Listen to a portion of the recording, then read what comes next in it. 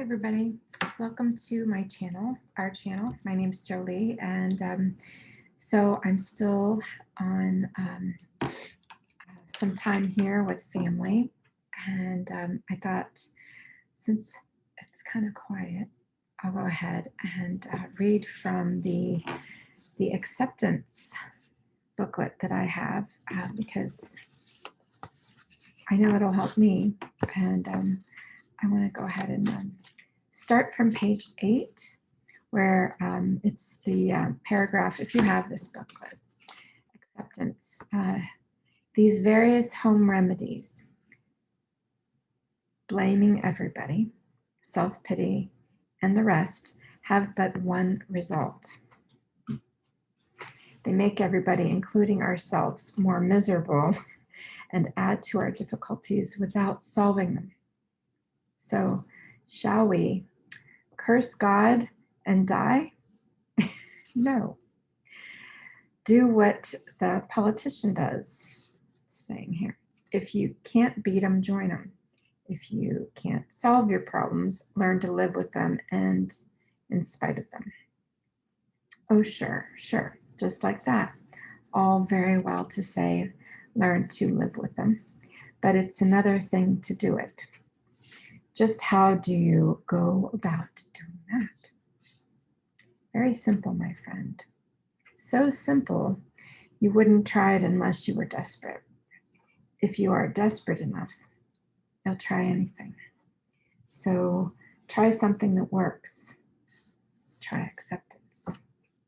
Acceptance is the only real source of tranquility, serenity, peace. It is also known as surrender, bowing to the inevitable, joining them. It can be acquired if you have an urgent desire to help yourself and are willing to ask God to help you. Luckily for us, the perfect formula for acceptance, simple and practical as a can opener, is ready at hand, waiting for us to use it as hundreds of thousands before us have. And it says, written by Reinhold Niebuhr, it is known far and wide as the Serenity Prayer. Here it is. God, grant me the serenity to accept the things I cannot change, courage to change the things I can, and the wisdom to know the difference. You simply ask God, your higher power, the universe, whatever you call it, to give you the ability to make this prayer and to take people and things as they are, if you cannot change them. So you have to accept them as they are if you can't change them. And we can't change people, places, and things that are outside of us. Right? So we can very seldom change people, though we can change ourselves and our attitudes, our perceptions. We ask our higher power, the universe, God, further to enable us to convince ourselves that we would not have things otherwise, even if we could. Only God, as we call it, is powerful enough to control all things. And God seems to prefer to make some things come out right without changing them. So in practice, face up to the problem that is driving you wild and say, is there anything I can do about it right now, today? If there is, do it. Don't put off another minute. If there is nothing you can do about it today, accept it and forget it. You don't get over a 20-foot wall by banging your head against it. No, you just get a headache. If you sit down in the shade of the wall and say, maybe I'm better off on this side after all. You may be sure that your higher power will make things turn out better for you and for everyone else by that perception shift in you. That's what we can change. Acceptance, right? So this ability of God, our higher power, the universe, to make things work out for the best is known as divine providence, or the kindness of God, or the law of nature. So the kindness of God, page 11.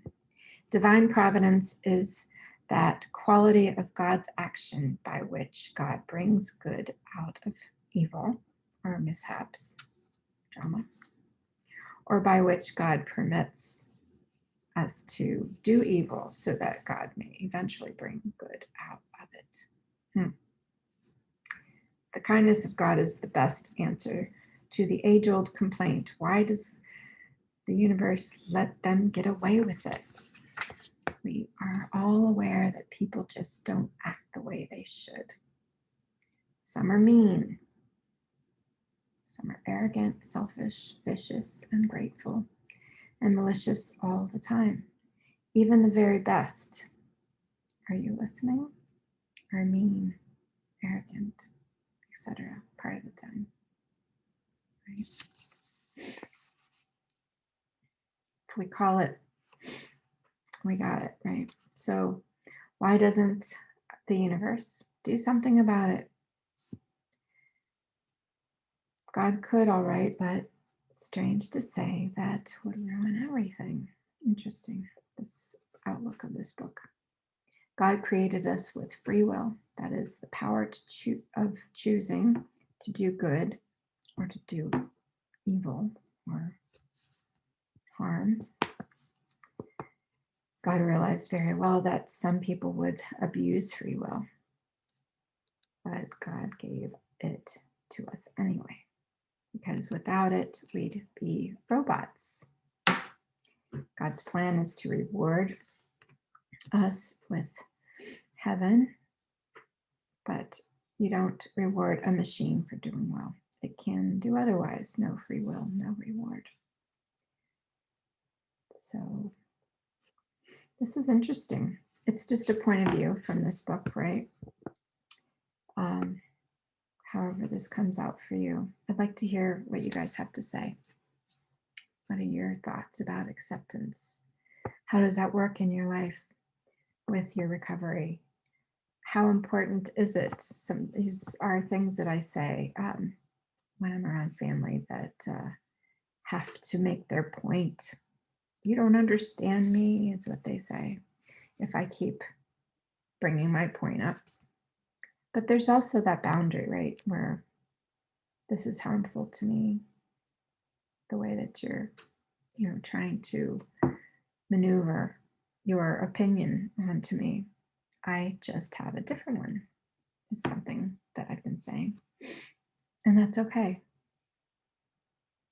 I appreciate you sharing yours. So it's, I've had enough.